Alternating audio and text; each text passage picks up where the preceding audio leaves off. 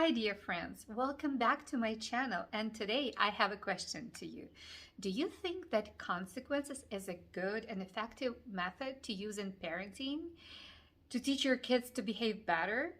If yes, then this conversation gonna be really interesting. And I really hope that maybe in the end of it you will rethink if you're gonna use this method ever again. I will show you why it doesn't work in a long-term perspective and also why it can make even things worse. And to do that, let's think of a boy. Let's say he's like 7 years old and he asked his parents for many times to buy him a new, let's say, watch because everybody in his class already has this watch. So they went to the store, they picked the right watch. Parents told him that it's really expensive and he should take a good care of it. He promised that he will keep an eye on it and take care of it and use it just appropriately. And then they decide to buy this watch to him. And then the very next day he comes back to school. He takes off his coat and parents see that there is no watch on his wrist. So mom or dad is really concerned or even mad at him and they're like, where's your watch? And then they look at his face and they see this moment of a lot of maybe fear, maybe sadness, maybe some other emotions are there when the child realizes that he lost his watch. What do you think is going on for him at that moment? Why these emotions arise? As you know, our emotions are there for a reason. Each emotion has its meaning and has its work to be done. But in this case, emotions didn't have a chance to do their work just because the night before a child's mom was watching a seminar where an expert, a parenting expert, promised her, you don't have to yell at your child, you don't have to scream or punish your child, just think of a good consequence and you have to use this consequence every time when your child misbehaves. This way he will learn how to behave better. So his mom decides to try it.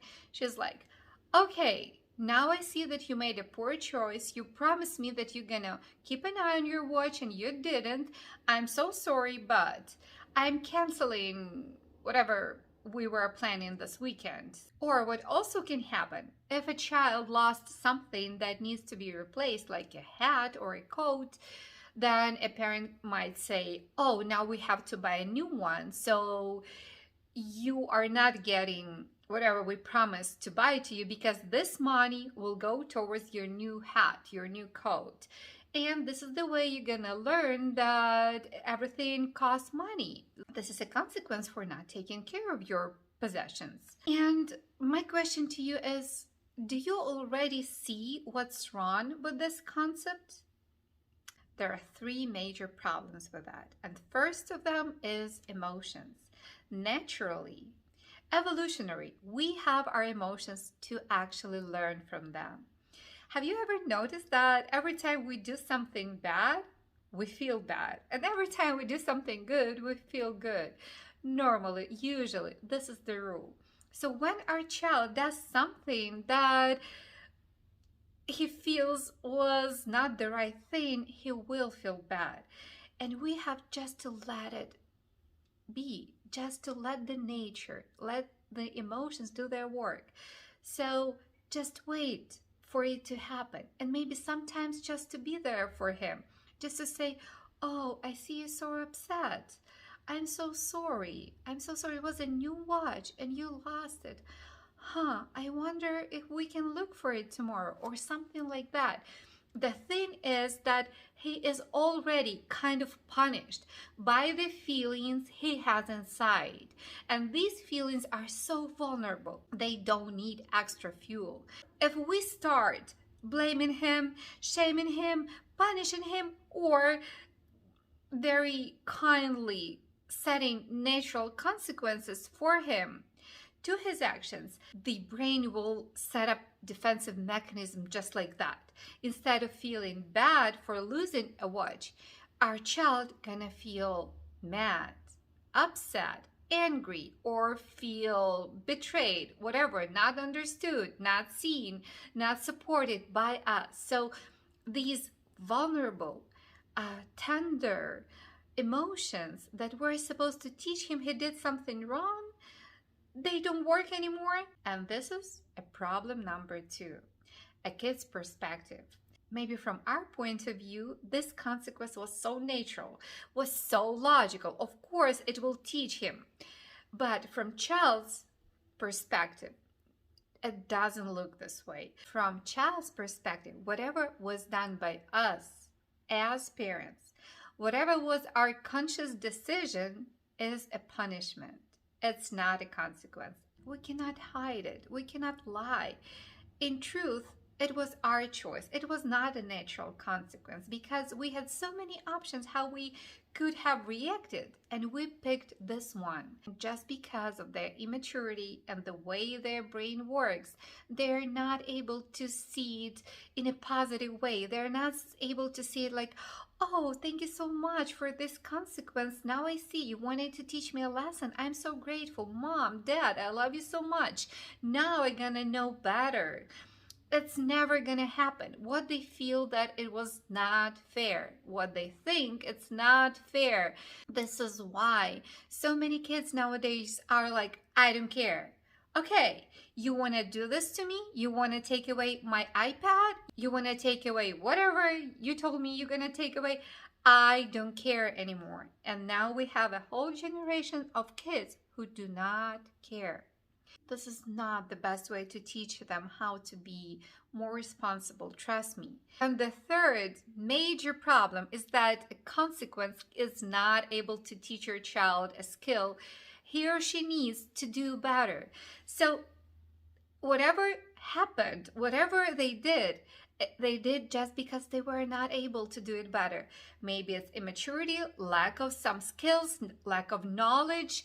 Maybe they had big emotions that they just do not know how to deal with them. As a parent coach, I work with so many parents who come to me and say that they're just not able to self-regulate when triggered by kids' behavior.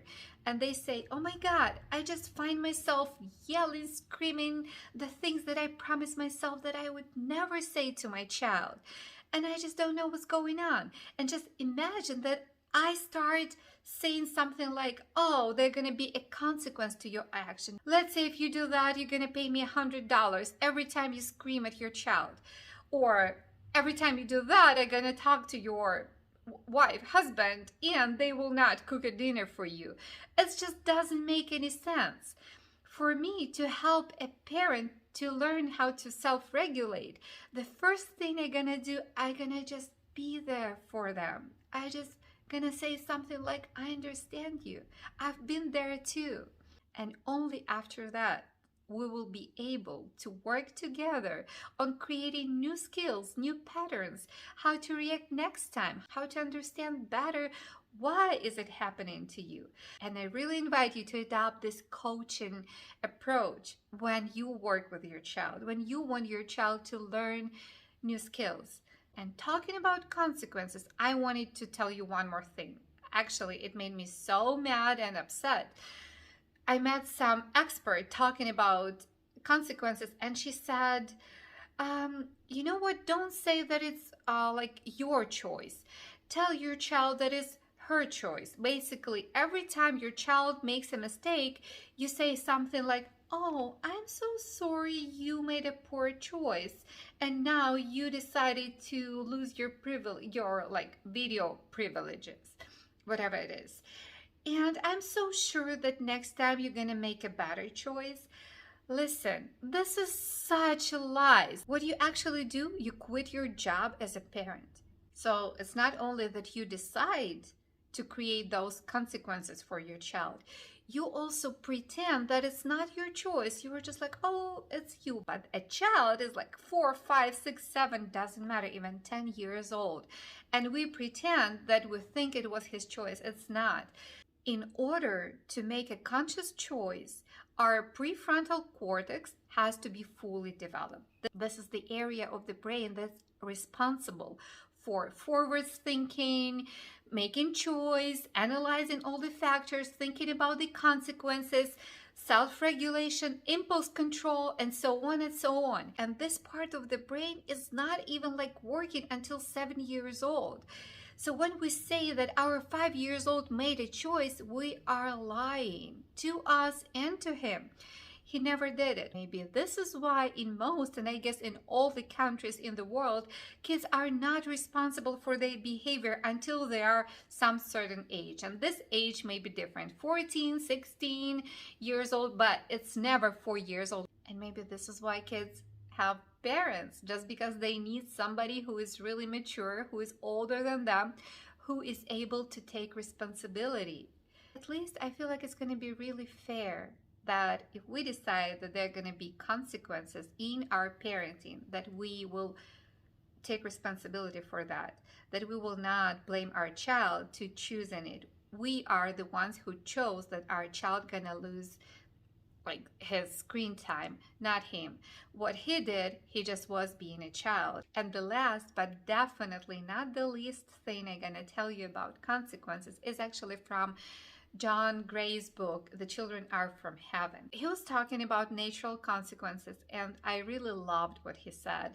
He's like, right now, when I'm writing this book, my wife came in and she said that our 13 years old daughter basically forgot her work in her computer, and she left to school, and she spent so much time, and she tried so hard to finish this projects. She was so proud of it, and she simply forgot it.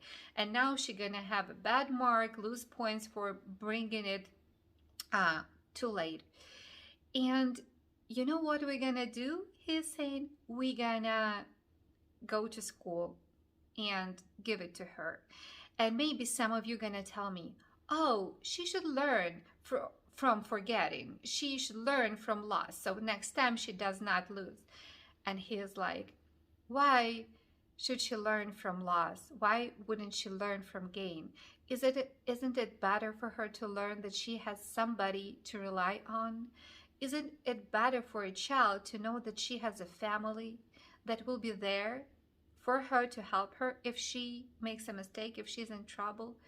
I think this positive experience will help her in her life much more than if we just sit and do nothing. And I could not agree with that more.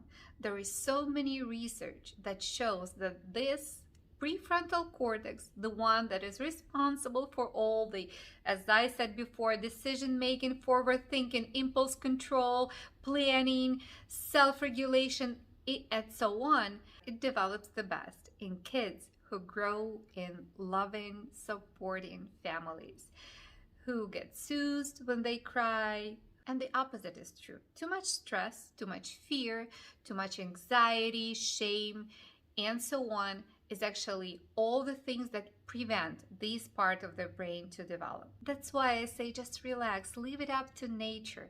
Nature knows its work. You do not have to teach your child all the lessons. Sometimes the best thing we can do when they make a mistake is just to be there for them, hug them and say, oh my God, I'm so sorry it happened. And isn't it amazing to know that just from that interaction, the new neural pathways in the right brain part will be created, that we do not have to do anything specific for that.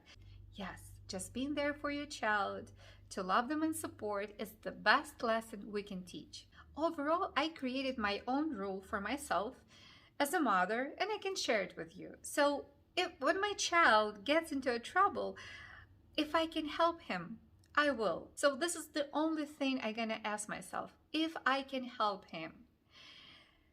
And then if the answer is yes, I will go and do it. And of course, very often we cannot do anything about it. So, and then in this case, not on purpose, not to teach him a lesson just because I really can't. Or in order, let's say, to do that, I will have to sacrifice something really important to me. So also we don't have to do that. If it's not possible for me to help my child in this circumstances, this is when I just gonna let the consequences happen to him. And still, I gonna be there with him to support him while he's suffering from these consequences. But these consequences, they never should come from myself.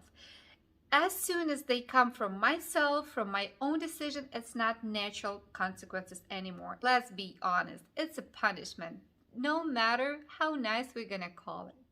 I hope this video was useful. Let me know in the comments. Also, if you have any questions, you can also ask me. Now I'm creating my plan for future videos. So if there are any topics, specific topics you want me to talk about with you, I will gladly do that. Thank you and see you again.